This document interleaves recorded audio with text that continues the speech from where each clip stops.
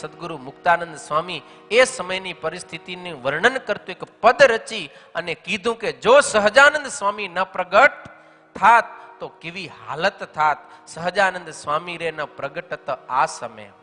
સહજાનંદ સ્વામી રે ન પ્રગટત આસમે રે. સહજાનંદ સ્વામી રે ન પ્રગટત આસમે રે.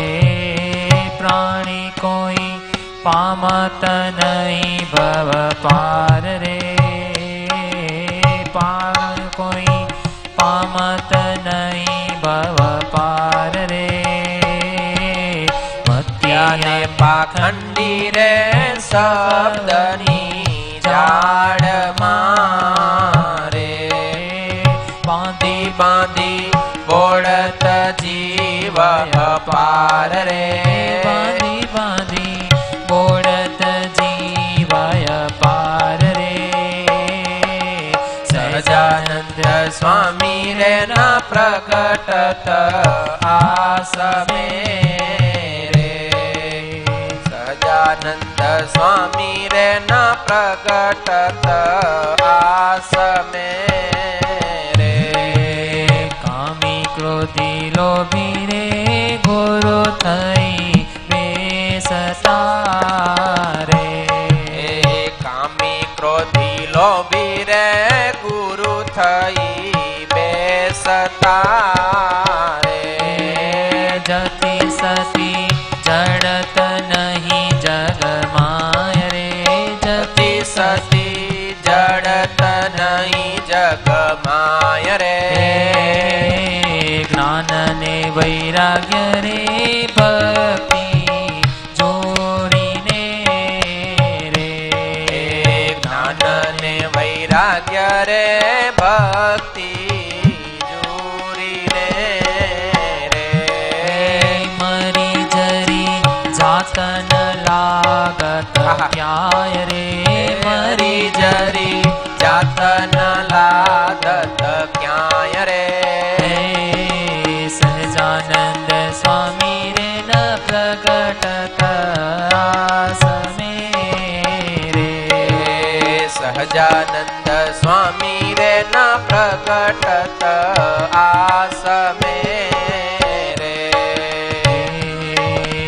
કાણી ગાની ફોજો રે કરત યતી ચોરને રે. કાણી ગાની ફોજો રે કરત અતિ જોરને રે. કરી ગુરુ પંડિત માં પ્રવેશ રે. કરી ગુરુ પંડિત માં પ્રવેશ રે. માંસ ને મદિરા રે પરત્રિયા સંગથી રે.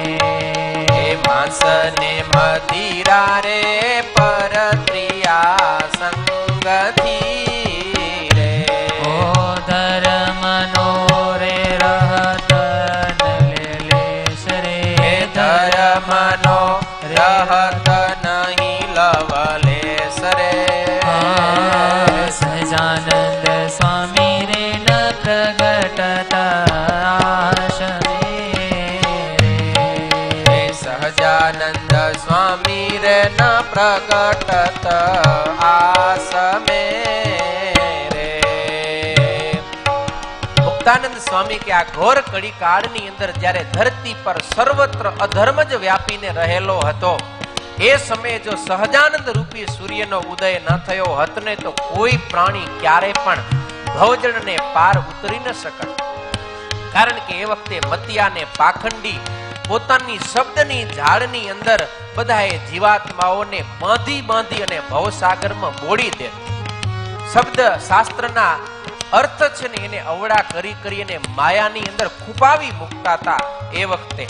કારણ કે બધાએ જે ગુરુ હતા કામ ક્રોધ લોભ મોહ માયાથી પરિપૂર્ણ હતા અને એ જ બધાને ઉપભોગની અંદર લેતા. ધરતી ઉપર સતી જતીની કોઈ જોડ ન મળત.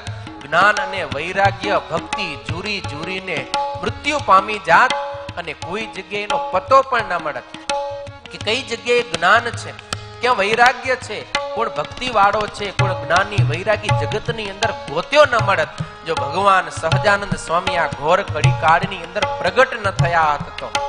અરે એવડી મોટી મોટી બાવાઓની, આગેવાનોની, રાજાઓની જમાતો નીકળત ને કે બધાએ માણસોને મારી મારી અને દુખી કરી મૂકે.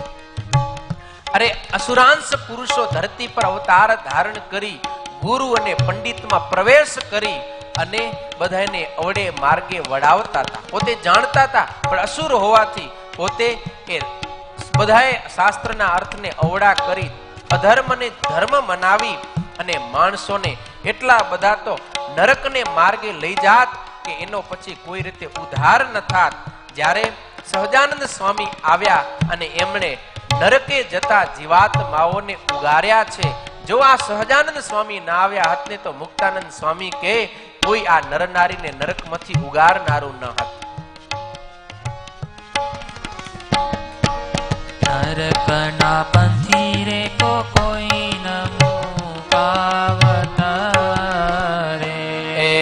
નરકના પંથથી રે કોઈ ન મુકાવત રે. કોઈ ન કરત ભવ સે સુધાર રે. કોઈ ન કરત ભવસે તુ ઉધાર રે. મુક્તાનંદ કહે છે રે તે તો તાળિયા રે. મુક્તાનંદ કહે છે રે તે તો દુઃખ ટાળિયા રે. જવાઈને વારણે વારંવાર રે. જાઉં એને વારણે વારંવાર રે. સહજાનંદ સ્વામી રે ન પ્રગટત આસમે રે. સહજાનંદ સ્વામી રે ન પ્રગટત આસમે રે. પ્રાણી કોઈ પામત નહીં ભવમારે. પ્રાણી કોઈ પામત નહીં ભવપાર રે. સહજાનંદ સ્વામી રે ન પ્રગટત આસમે રે. સહજાનંદ સ્વામી રે ન પ્રગટત આસમે રે. સહજાનંદ સ્વામી રે ન પ્રગટત આસમે રે. નરકના પંથથી રે કોઈ ન મુકાવત રે. એવી પરિસ્થિતિ હતી કે બધાએ માણસો આમ નરકની અંદર જાતા હતા. યમપુરીનો માર્ગ સંકુચિત બની ગયો. એટલા મનુષ્યો આમ જીવાત્માઓ નરકની અંદર જાતા હતા. ભગવાન સ્વામિનારાયણ આવ્યા એટલે પછી ભગવાન સ્વામિનારાયણે ધર્મ, જ્ઞાન, વૈરાગ્ય અને ભક્તિનું પ્રવર્તન કરી અને કાયમને માટે એ નરકનો દ્વાર છે ને એને બંધ કરી દીધો એમ કહી શકાય. એટલો બધો ભગવાને ધર્મનો ઉજાગર કર્યો, ભક્તિ, જ્ઞાન, વૈરાગ્યનો પાક લેરાવ્યો. હજારો લાખો અસંખ્યાત જીવાત્માઓ ભગવાનનું ભજન કરી કરી અને નરકને બદલે ભગવત ધામને માર્ગે જવા લાગ્યા છે. એટલા માટે મુક્તાનંદ કહે છે રે તે તો દુઃખ ટાળીએ. જે નરકની અંદર જવાનું ને ત્યાં જઈને યમપુરીની અંદર દુઃખ ભોગવવાનું જે દુઃખ હતું ને એ આ સહજાનંદ સ્વામીએ ટાળ્યું છે. ભગવાન સ્વામિનારાયણે પ્રગટ થઈ અધર્મનો નાશ કરી સદ્ધર્મનું સ્થાપન કર્યું. મુક્તાનંદ સ્વામી કે જાઉં એને વારણે વારંવાર, વારે વારે હું એને વારી જાઉં કે ઘોર કળી કાળની અંદર ભગવાન શ્રી હરિ આવી અપાર કરુણા કરી છે.